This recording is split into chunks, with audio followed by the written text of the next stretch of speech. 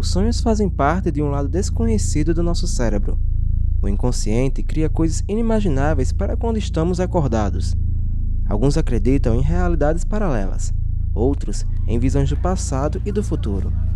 Algumas pessoas só enxergam como misturas de histórias do nosso dia a dia e que se desenvolvem no momento de descanso da mente. Mas e quando tais sonhos te causam pavor mesmo acordada?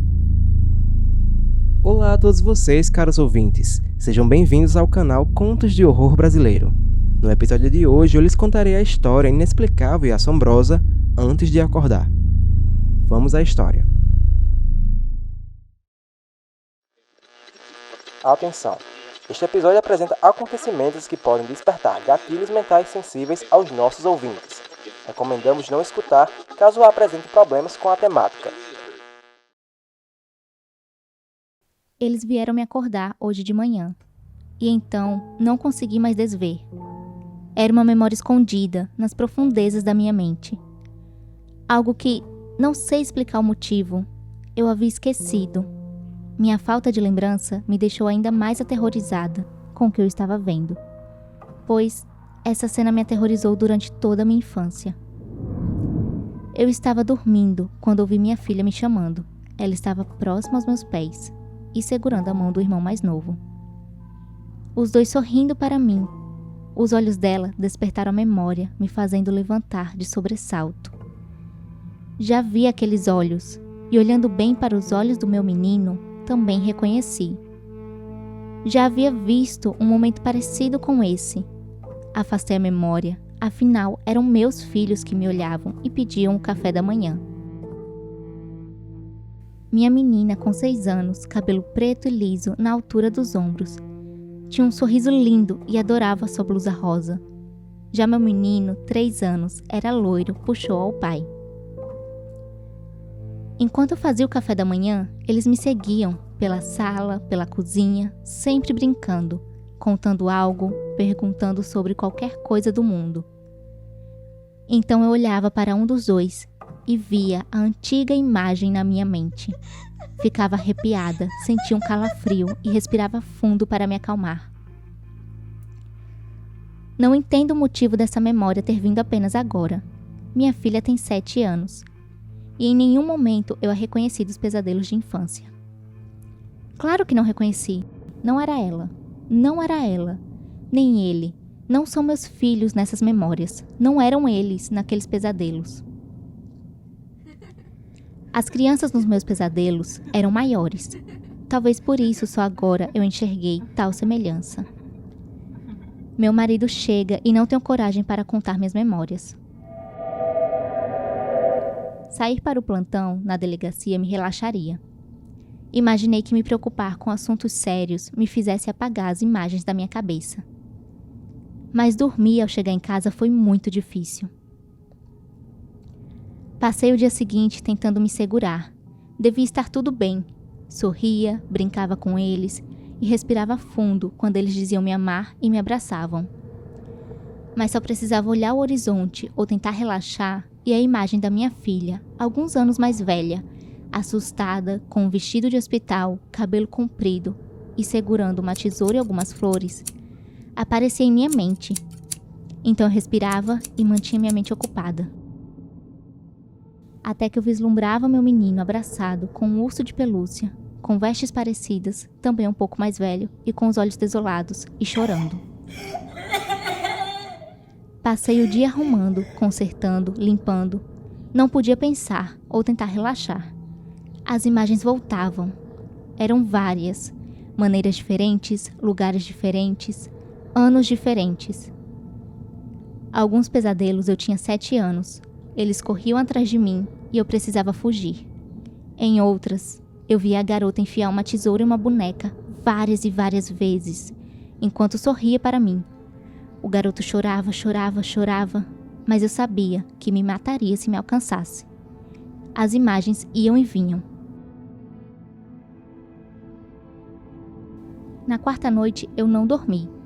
Estava exausta. Amava meus filhos, mas ao fechar os olhos eu os via.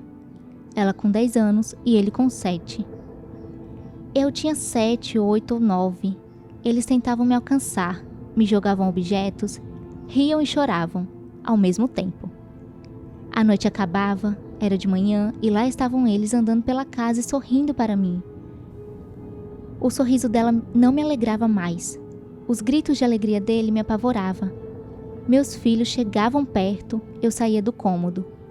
Liguei para meu marido e pedi para que viesse para casa. Eu estava escondida, trancada no banheiro, chorando e sem conseguir respirar.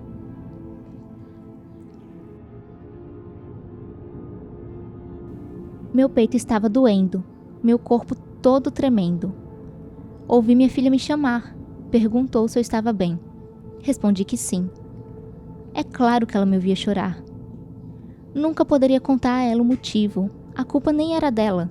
E mesmo que algum dia viesse a ser culpa dela, não era agora. Faltava alguns anos. Nunca eu atordoaria meus filhos com uma história aterrorizante deles me torturando psicologicamente quando eu era criança. Ouvi eles felizes quando o pai deles chegou. Abri a porta correndo e fui até seus braços. Ele trouxe a vizinha para olhar as crianças enquanto me levava ao hospital. Eu só chorava. O que houve no hospital ficou como um borrão. Perguntas, um copo d'água, perguntas, medidor de pressão, perguntas, uma maca, soro na veia. Acordei com meu marido lendo uma história para nossos filhos, ao lado da cama do hospital. Minhas crianças ainda me assustavam, mas com um sorriso voltei para casa. Entrei com um pedido de férias na delegacia. Não conseguiria manter meu sono regulado e minha mente estável para continuar trabalhando. Comecei a frequentar um psicólogo. Tirei a tesoura da bolsinha de lápis da minha filha. O psiquiatra me receitou remédios. Joguei todos os ursinhos de pelúcia no lixo. Ainda cuidava de meus filhos, mas só me sentia segura e confortável com outra pessoa junto.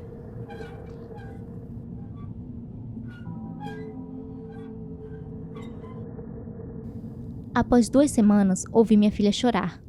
Ela dizia que eu não a amava mais e que a culpa era do irmão. Ela brigava com ele, tentando fazer com que ele falasse o que ele havia feito para me deixar com raiva. Ele chorava e dizia que não fez nada. Ela tinha tanta certeza em suas palavras. Tinha certeza que a culpa era dele. Eu havia contado meus pesadelos apenas ao psicólogo e ao psiquiatra. Nem mesmo meu marido sabia o motivo do meu transtorno. Não havia possibilidade da minha filha saber que de alguma forma a culpa era deles. Passava minhas madrugadas apenas cochilando. Não havia novos pesadelos, apenas memórias. Todo dia, durante 3 anos da minha infância, passei noites em pesadelos, desesperadores. E então, antes de acordar, no limbo entre o sonho e a realidade, eu os via, ao pé da minha cama, me olhando, às vezes sorrindo, às vezes chorando, sempre segurando flores, tesouras e ursinhos de pelúcia, esperando que algo acontecesse. Então eu acordava, me revirava e voltava para outro cochilo. Uma certa noite, eles estavam lá, de mãos dadas, me olhando dormir. Gritei sem saber se era real ou um novo pesadelo. Meu marido acordou assustado.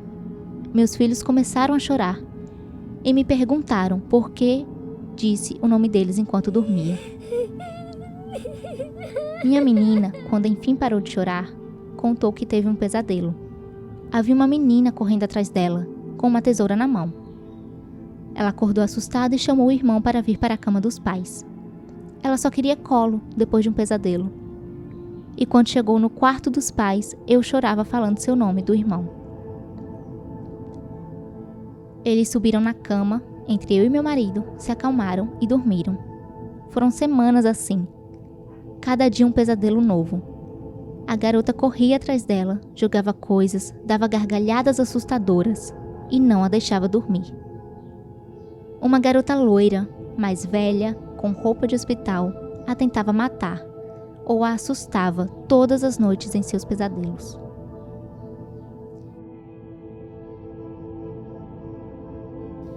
Nunca entendi, nem entenderei o significado dos meus pesadelos ou dos dela.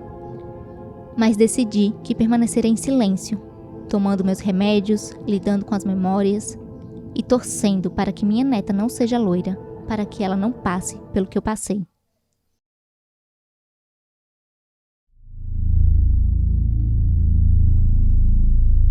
O episódio de hoje, Antes de Acordar, pertence ao podcast Contos de Horror Brasileiro, um quadro de histórias do gênero de terror e drama. Este conteúdo é de propriedade do canal independente Esboço Tinta Viva. Caso tenham se interessado no nosso conteúdo, nos sigam no Instagram, @Esboço Tinta Viva.